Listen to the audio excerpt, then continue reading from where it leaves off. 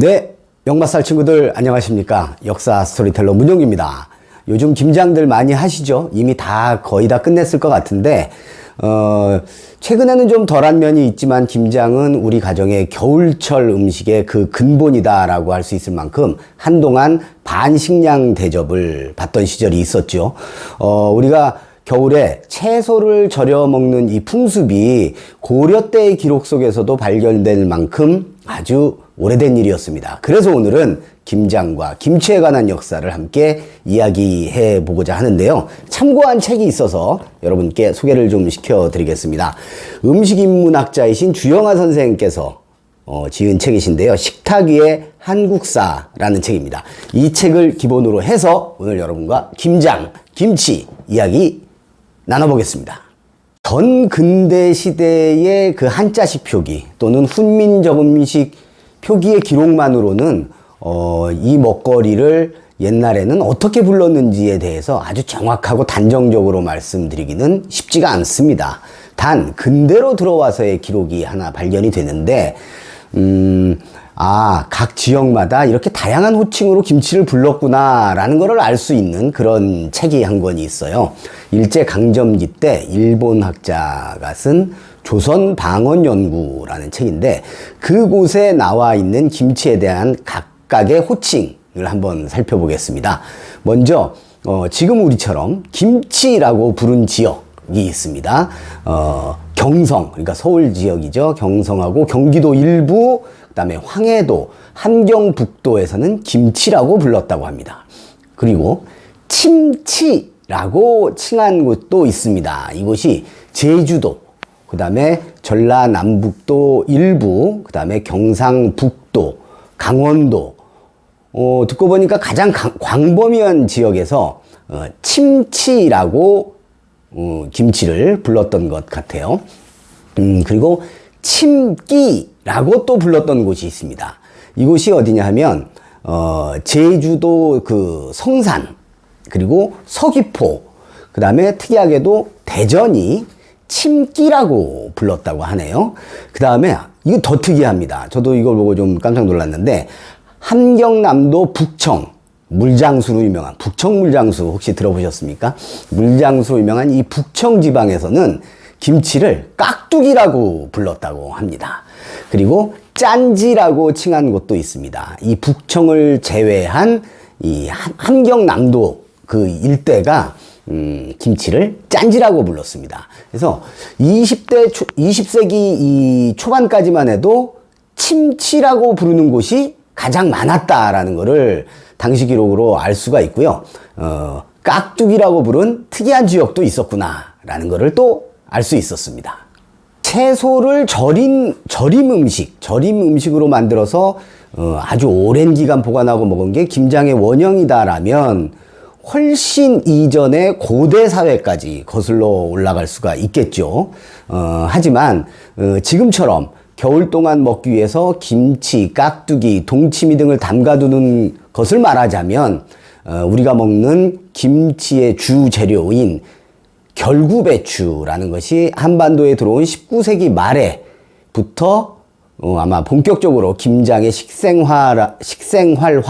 김장이 식생활화 됐다라고 추측할 수가 있을 것 같기도 하고 그렇습니다. 근데 이제 일제강점기에 지금의 맛칼럼니스트에 해당하는 그런 이제 직업을 갖고 계신 이용기라는 선생이 계셨습니다. 이분이 자신의 글을 통해 이런 이야기를 합니다. 조선 사람들은 김치가 없으면 밥을 못 먹는데 5, 6개월 동안 장기간 보관하고 먹기 위해서 김장을 한다. 그런데 이는 진장이란 한자어에서 나왔다라고 기록을 하고 있습니다.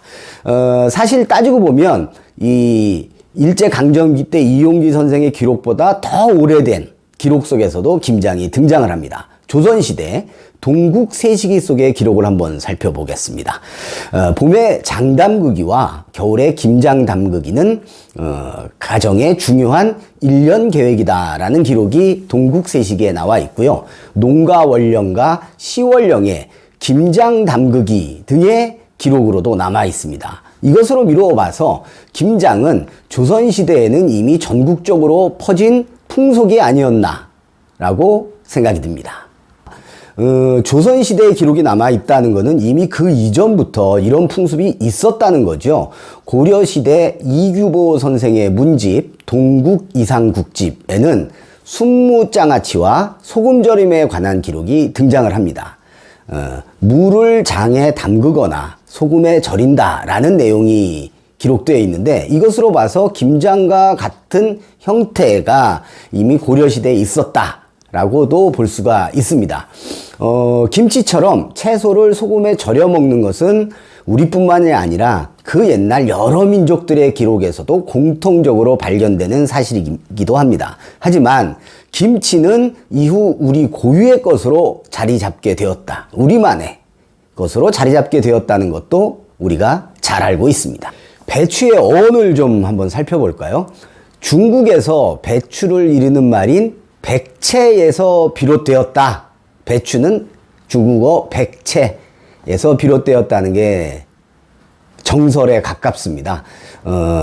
한반도 북방 지역, 그 다음에 만주 일대에서 유래된 것으로 보이는데요. 배추는 이후 우리 땅으로 들어오면서 토착적으로 재배가 되고 또 품종으로 이어진 것이 바로 조선 배추입니다. 그런데 여기서 하나, 지금 우리가 주로 먹는 배추는 이 조선 배추가 아니라는 거죠. 우리의 지금 식탁에서는 조선 배추, 우리의 원래 재래종인 조선 배추가 방금 전에 말씀드렸던 결구 배추란 품종에게 주전자리를 내어준 상황입니다.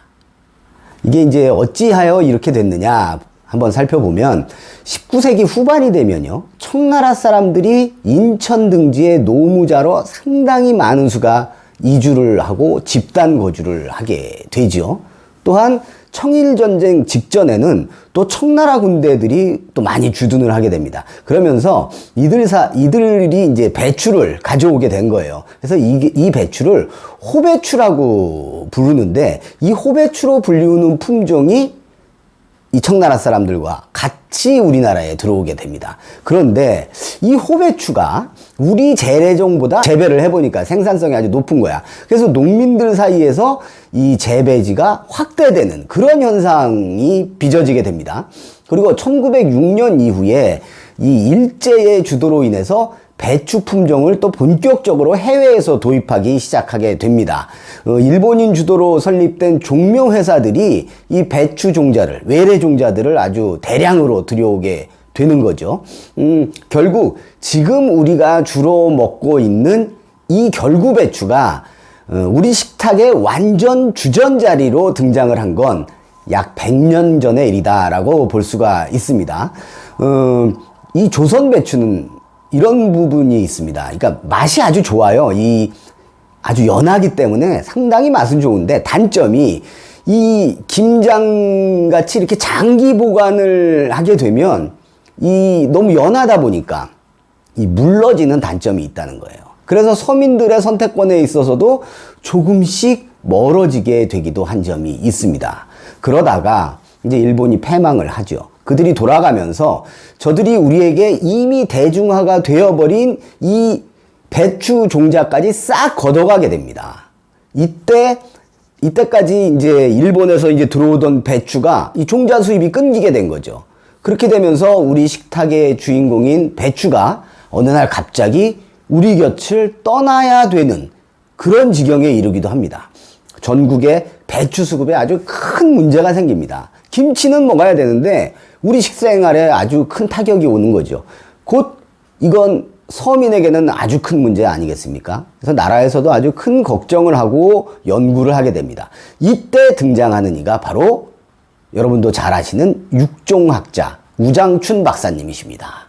우리가 이제 우장춘 박사 그러면 씨 없는 수박 이렇게들 얘기를 아주 단편적으로 하고 계신데, 이 우 박사님에 관한 이야기는 또 다른 시간에 좀 더 자세히 다뤄보기로 하고, 오늘은 이제 배추 얘기를 하고 있으니까, 이 일본에서 귀국한 육종학자 우장춘 박사께서 각고의 노력 끝에 50년대 중반 이후에 국내에서 이 배추 씨앗을, 개량된 배추 씨앗을 생산할 수 있도록 이렇게 연구 성과를 냅니다. 그래서 그 기술로 인해서 우리가 김장김치를 담을 수 있게 된 거죠.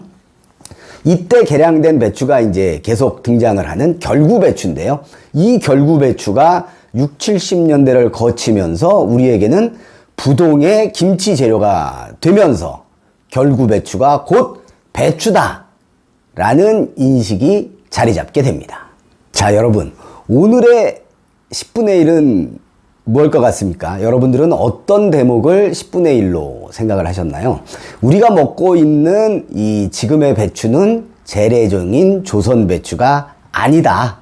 19세기 후반부터 유입됐던 이 호배추, 나중에 이제 결구배추로 되는데, 이 호배추에게 이 우리 조선 배추가 주전자리를 서서히 내어주다가 이 품종을 개량한, 그러니까 호배추를 개량한 일제가 이제 종자를 독점하게 되고 폐망 후에 이 종자를 싹 걷어가면서 우리는 큰 어려움을 겪게 된다. 그리고 이때 우장춘 박사가 이 결구배추를 6종 개량을 해서 지금 우리가 먹고 있는 배추를 만들어냈다라는 거죠. 외국에서는 지금 우리가 먹고 있는 이 배추를 원형은 결구배추입니다만 한국배추 이렇게 부르기도 합니다. 그래서 우리의 배추가 탄생하게 되고 이것을 지금 우리가 먹고 있는 거다 라는 게 오늘의 10분의 1이 아닌가라는 생각이 드는데요. 가장 중요한 것은 종자 주권에 관한 생각도 하게 하는 그런 대목입니다.